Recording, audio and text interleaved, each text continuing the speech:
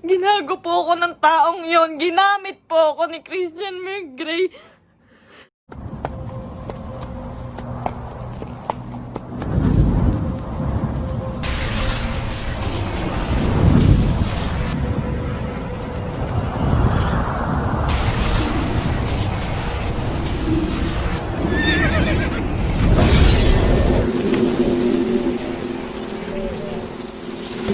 Hindi ko pong isa-isahin. Pipilitin ko kahit gano'ng katagal tong live na to. Iisa-isahin ko po ang panggagago sa akin ni Merk. Ni Christian Mergray.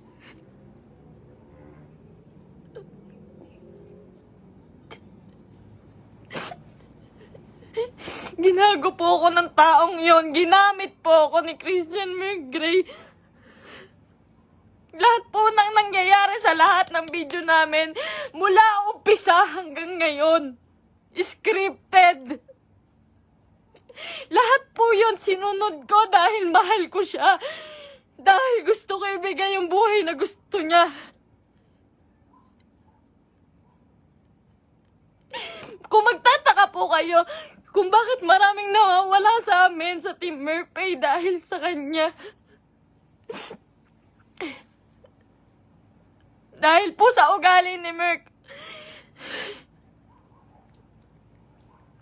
Napakademonyo po ng ugali ni Merk. Ginago niya po lahat.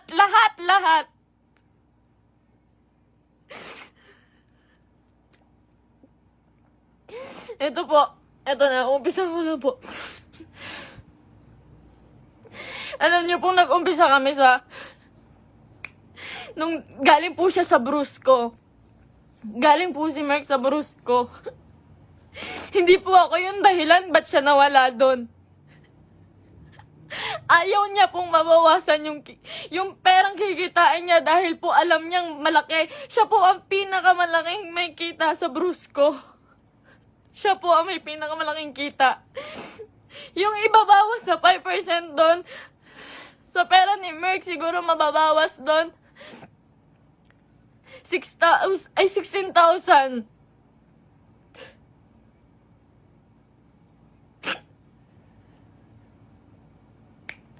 Lahat po ng kaibigan niya, ginamit niya. Hindi ko na po kasi kaya eh.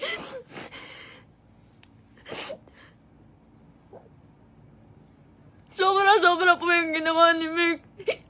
Sobra. Hindi ko na po kaya. Pasensya na po kayo.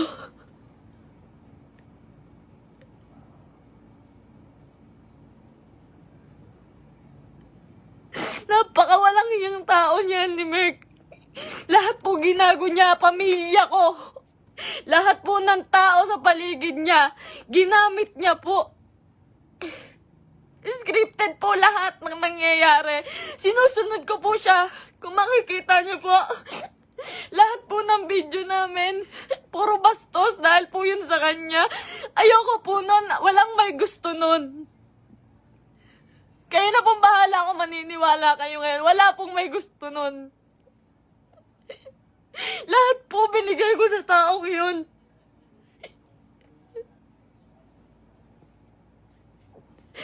Lahat po ng panggagamit sa katawan ko, lahat po ng pagpapakita ng kung ano sa katawan ko, siya po ang may gusto nun. Nagagalit po siya pag aayaw ako. Ang sasabihin niya, para sa atin to. Para sa atin to. Pero hindi ko naramdaman dahil po, napakalaki po ng kinikita ni Merk. Wala po siyang binibigay sa akin. Kung sasabihin niyo po na pera lang ang habol ko sa kanya. Kung makikita niyo po yung bahay namin, hindi niya po napagawa yun. Hindi niya po pinagawa yung bahay namin. Uunahin niya pa po yung iba. Sa laki ng kinikita ni Merk, sa milyon ang kinikita niya sa isang buwan. 5,000 lang po ang binibigay sa akin yan, pati kay mama. Sa magulang ko po, 5,000 lang po, isusumbat niya pa. Mumurahin niya yung magulang ko.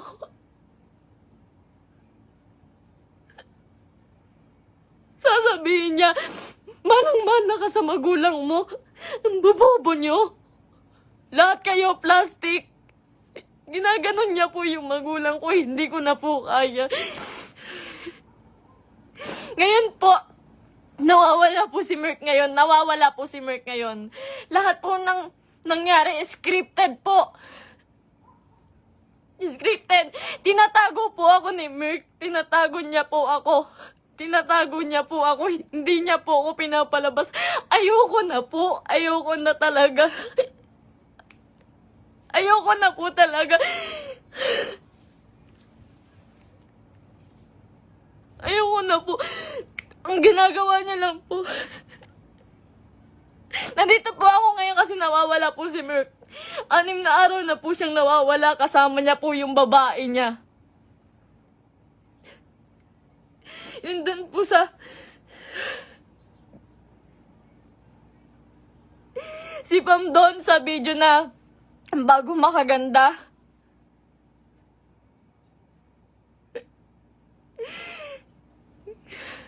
Huwag niya po sisihin yung kambal doon, si Chen Chen tsaka si Tantan. Yung Centeno twins po, hindi, huwag niyo po silang sisihin doon. Dahil utos po ni Merk lahat yun. Ako po, hindi ko na po kaya si Merk. Hindi ko na po kaya si Merk. Demonyo na po yung utak niya. Sobrang bukang pera. Sobrang bukang pera ni Merk. Lahat ng tao ginagago niya.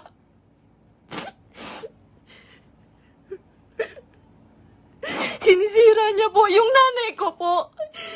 Yung nanay ko na nasisira na din po sa inyo.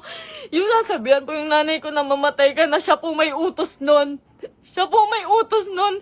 Ginagawa niya pong robot yung pamilya ko dahil sa akin na lang po tumitingin yung pamilya ko. Sa akin na lang po tumitingin yung pamilya ko. Ba't nila sinusunod si Merk? Kada pupunta po sila sa bahay, may pagkain na sila. Maghihintay kami ng script niya. Magagalit pa po yan pag nagkakamali ako. Pag may mali po ako nasasabi, pag kailangan ulitin ng video, magagalit pa po yun. Lahat po ng video namin, scripted. Dahil po sa kanya.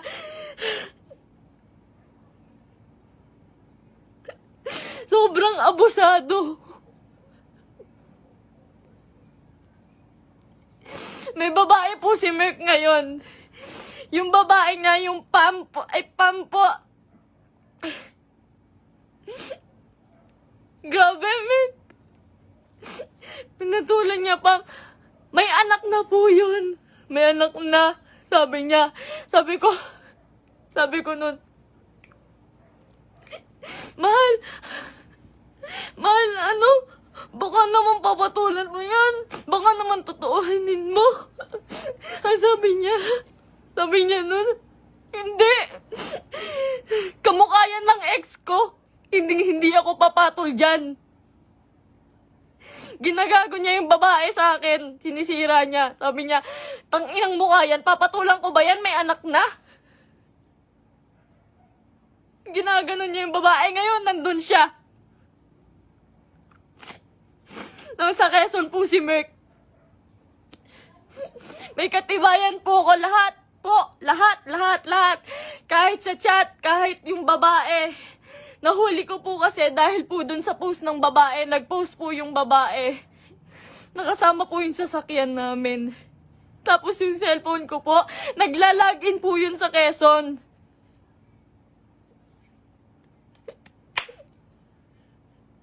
Lahat po ginawa ko kay Merk. Pasensya na po kayo. Ako po mismo humihingi ng pasensya dahil po kinonsinti ko siya. Mahal ko lang po talaga. Ngayon lang ako natauhan. Sobrang dami kong kaibigang nilayuan. Pamilya dahil ayaw nila ng video namin ni Merk.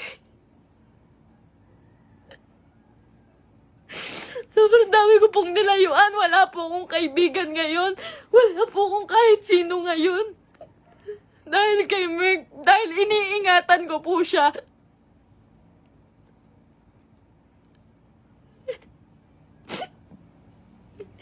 Kaya totoo po yung sinasabi niya, scripted lahat sa amin. Scripted lahat ng buhay na binigay sa akin ni Merk. Lahat po ng pera niya sa kanya lang po. Sa laki po ng pera niya, nagkakautang pa po siya. Sobrang sama ng tao. Ultimo shampoo namin, sabon namin, ako pa bumibili. Grabe po, pambabastos sa akin ni Merk. Hindi niya po ako nirespeto.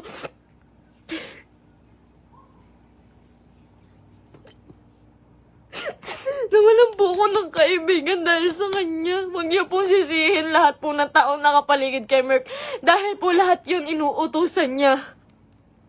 Sobrang bossy. Hindi niya naman po pinapalamon.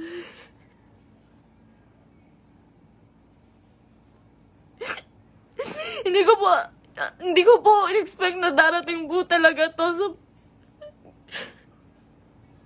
ilang beses na rin po ako niloko ni Merk about sa babae. Nung una, pumatol siya sa kaibigan ko. Pangalawa, pumatol siya sa pan. Pasensya na po kayo. Kasi alam ko po, scripted po yun eh. Pasensya na po kayo. Ako na po humihingi ng pasensya sa inyo. Ginawa ko lang po yun kasi sobra po akong nagmahal. Bago po namin makuha si Asurada, ang inuulam po namin araw-araw, itlog at tuyo araw-araw para makuha niya lang yung sasakyan niya. Lahat po ng meron siya ngayon, sa kanya po nakapangalan. Pati yung bangko po, sa kanya po.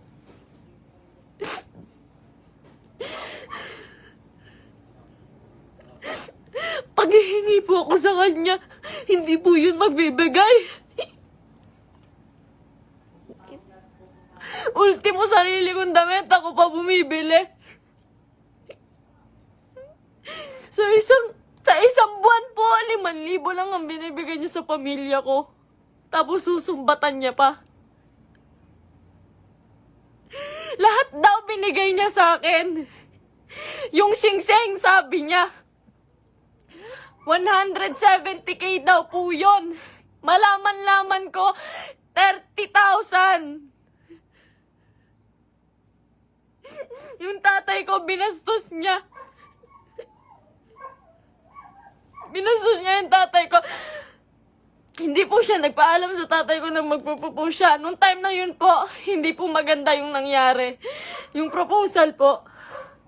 Hindi po ako naniniwala sa proposal na yun dahil po alam ko na hindi totoo, na para lang yun sa video. Lahat po kay Merk hindi totoo.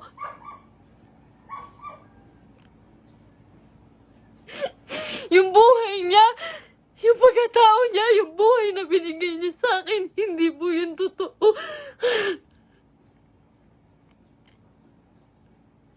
Lahat po ng kaibigan niya na malalapit sa kanya, ginago niya po lahat yun.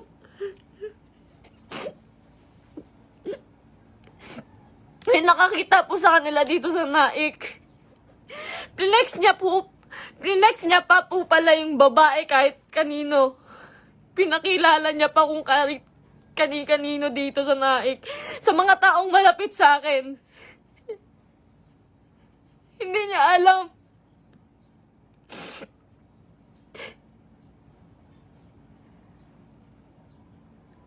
Grabe po yung ginawa sa akin. 3 years po akong nagtiyaga. Isang buwan po akong nakakulong. Isang buwan po akong nakakulong sa kwarto. Kinukulong niya po ako kasi bawal daw po ako makita ng kahit sino ng kapitbahay. Nandito lang po ako pag uuwi po ako sa Antipolo. Madaling araw niya po ako iuuwi doon. para walang makakita sa akin.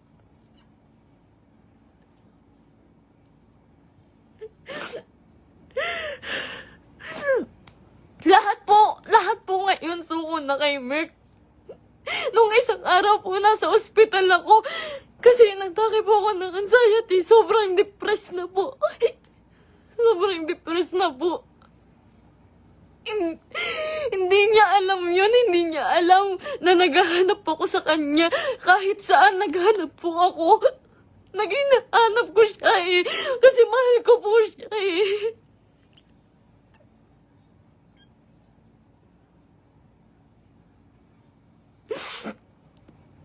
Ilang araw po wala akong tulog, wala akong kain, kakahanap sa taong yun. Tapos malaman-laman ko na kasama niya yung babae. Huwag niyo pong sisisihin yung mga tao sa paligid niya dahil siya po ang naggawa nitong gulong to. Huwag niyo sisisihin si Kuya Mark, yung Centennial Twins. Kahit sino. Siya po ang gumawa nito. Sobrang boss po ni Merk. Sobrang pa-boss po. Sa lahat po ng video, kung makikita niyo po, lantad na lantad yung suso ko para lang mapanood ng mga tao.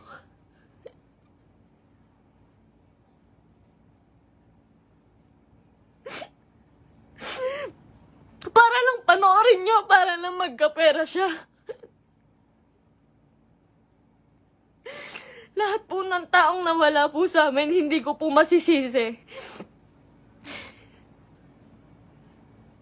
Eternals TV, Brusco, Arnold, Tatay Onin. Marami pa pong nawala sa aming mga kaibigan dahil po sa kanya. Dahil hindi po nila kaya. Hindi po nila kinakaya si Merk. Nagmahal lang po ako. Pasensya na po. Pag mag-short film po kami, magkamali lang po ako ng unti. Nangina naman mahal, galingan mo naman. Pati po pagkapahulog ko po sa hagdan, hindi po yun totoo. Ang sakit po ng katawan ko nun pagtapos. Ginawa ko yun sa kanya nung nagpakahulog ako sa hagdan.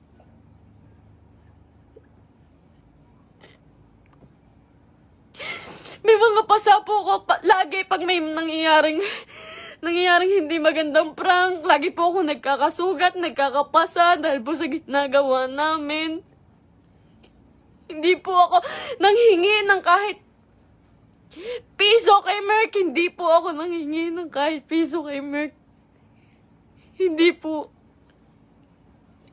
Lahat po ng account siya po may hawak. Kinukontrol niya po lahat. Hindi niya po mapagawa yung bahay ko. Sabi niya po sa CR namin, mahal, hindi ako magsi-CR dyan. Hindi po siya nag-CR sa CR namin sa bahay.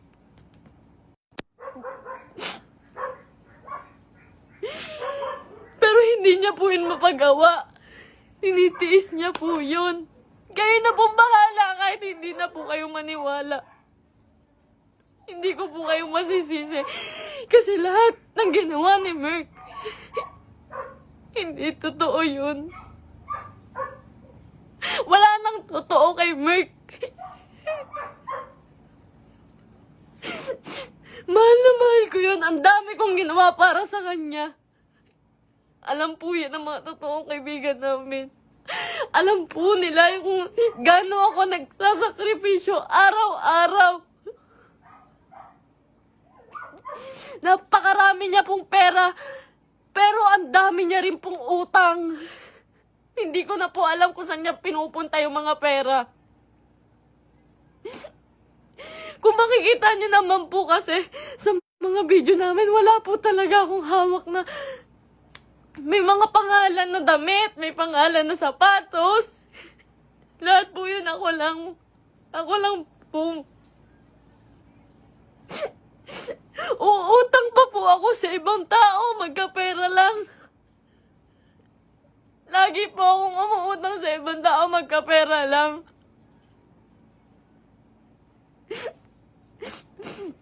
Ayun po, hindi ko na po kaya. Hindi ko na rin po talaga kinaya. Wala pa po akong tulog kain. Na-hospital pa po ako. Hindi po ako nagmamakaawa sa inyo. Wag po kayong maaawa sa akin. Gusto ko lang naman po sabihin sa inyo yung totoo. Kasi ayoko na pong may mga taong masaktan. Ayoko na pong... Hindi ko po kasi talaga kaya yung mga bash. Hindi ko po yun kaya. Nag-aaral po ako noon. Pinatigil niya po ako sa pag-aaral para lang po sa video. Yung pangarap niya po yung sinunod namin eh. Yung pangarap niya, tinabi ko na po yung pangarap ko. Grabe yung sakripisyo ng pamilya ko. Grabe. Sasabihin niya, yung nanay mo, plastic. Yung nanay mo, sa Cebu po. Sa Cebu, hindi siya nahiya.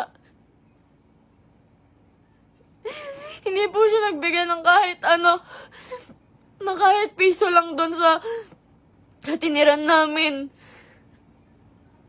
Iniwan niya po ako doon para lang po sa babae. Sabi niya po may sponsor.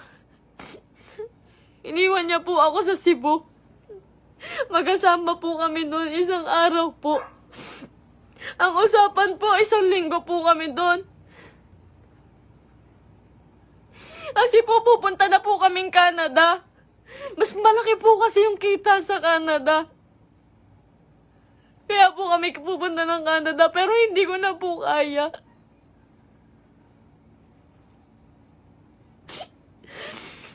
Ganito, ngayon, fiancé niya pa lang po ako, pero grabe na po yung ginagawa niya sa akin. Sobrang mukhang pera ni Merk.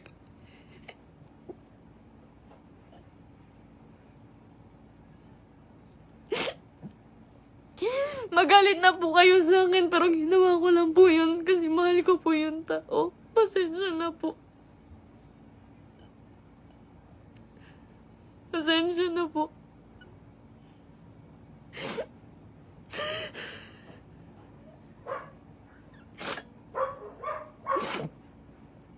Ngayon po, wala pa rin po si Merk.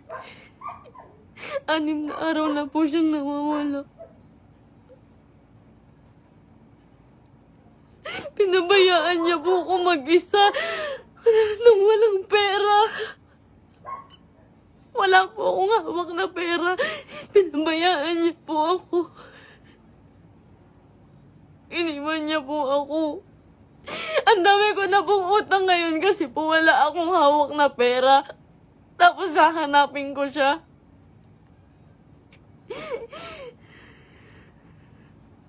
Masakit po kasi lalo eh. Fiancé na po kasi ako eh.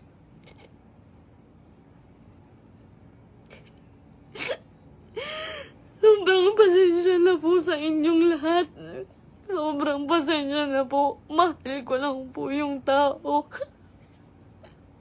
Pero ngayon po suko na po ako. Pagod na po ako. Pagod na ako.